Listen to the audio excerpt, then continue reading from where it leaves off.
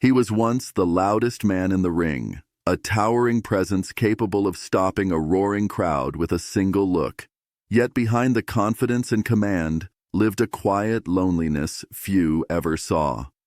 George Tyrus Murdoch spent years embodying strength, toughness, and certainty, playing the role of an unbreakable giant in wrestling rings and television studios alike. To the world, he was power personified, a man who never bent and never showed doubt. But in the quiet spaces away from cameras, he longed for simpler things: peace, belonging, and a sense of forgiveness he had never fully known. His journey was never truly about titles, applause, or recognition. It was about learning how to live without armor, how to build a family instead of a persona, and how to soften without losing himself. Long before fame found him, his story was already shaped by struggle, resilience, and the quiet search for a place to finally call home. Growing up between worlds. Born on February 21, 1973, in Boston, Massachusetts, George Timothy Murdoch entered a world that never quite made room for him. As a biracial child, he often spoke about feeling caught between identities, accepted fully by neither side, and quietly reminded of that distance at every turn. Rejection followed him early, leaving emotional scars that shaped his view of the world and hardened his defenses. He learned quickly that strength would be his shield, and if safety was not given, it had to be built.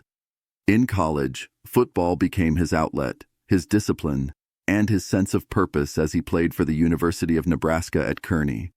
He dreamed of becoming a teacher one day, imagining a future rooted in stability and guidance. But life intervened without warning, forcing him to face loss long before he was ready, and teaching him that identity can disappear overnight. When the body breaks before the dream. A ruptured appendix changed everything. Complications from surgery caused nerve damage in his leg, leaving him with a permanent limp and ending his football career abruptly. The injury was more than physical. It shattered the only identity he had built for himself. Suddenly, the athlete who relied on his body felt betrayed by it, uncertain of who he was without the game that defined him. Fear, confusion, and frustration settled in, and for the first time, he felt truly lost. Wrestling entered his life not as a dream, but as a lifeline. In the early 2000s, he found himself drawn to the raw honesty of the ring, where pain could be transformed into purpose. It wasn't glamorous or easy, but it offered survival and structure. Each fall, each bruise, and each lesson taught him how to endure, how to perform through discomfort, and how to keep moving forward when everything felt uncertain. Becoming a character to survive. By 2006, he signed with WWE under the name Gilla, beginning a difficult climb through developmental leagues where nothing was guaranteed and every opportunity had to be earned. Wrestling taught him how to turn pain into spectacle and resilience into routine. When he returned in 2010 as Brodus Clay, the character became a mask, inspired by his time working as a bodyguard and shaped to hide inner chaos. The Funkasaurus persona that followed brought visibility and fan affection, but behind the laughter was exhaustion. Performing happiness while carrying unresolved pain took its toll. When WWE released him in 2014, he once again faced uncertainty, older, injured, and without a clear direction. Still, he refused to stop. Reinventing himself in other promotions, he leaned into a harsher, more grounded version of himself, surviving not through illusion, but through grit and persistence. Victory followed, but fulfillment remained elusive. The woman who saw the man. In the midst of professional success, something was still missing. Championships and recognition could not fill the quiet that followed him home. Then came Ingrid Rink, a woman whose strength was built not in arenas, but through lived resilience. She didn't see the giant or the persona. She saw the man carrying weight he never named.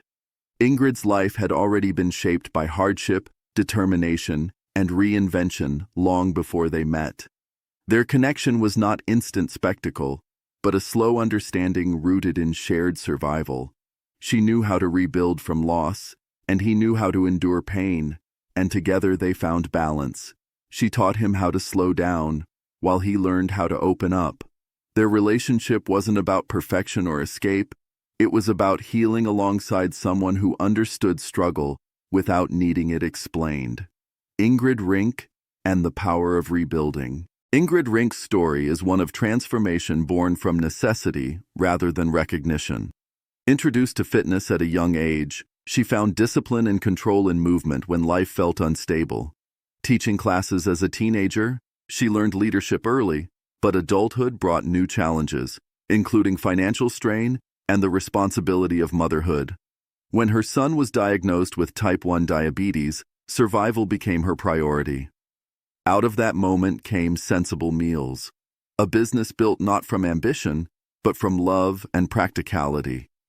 As she helped others manage their health, she transformed her own life, losing over 150 pounds and redefining her identity in the process. Yet even with success, she sought peace over praise.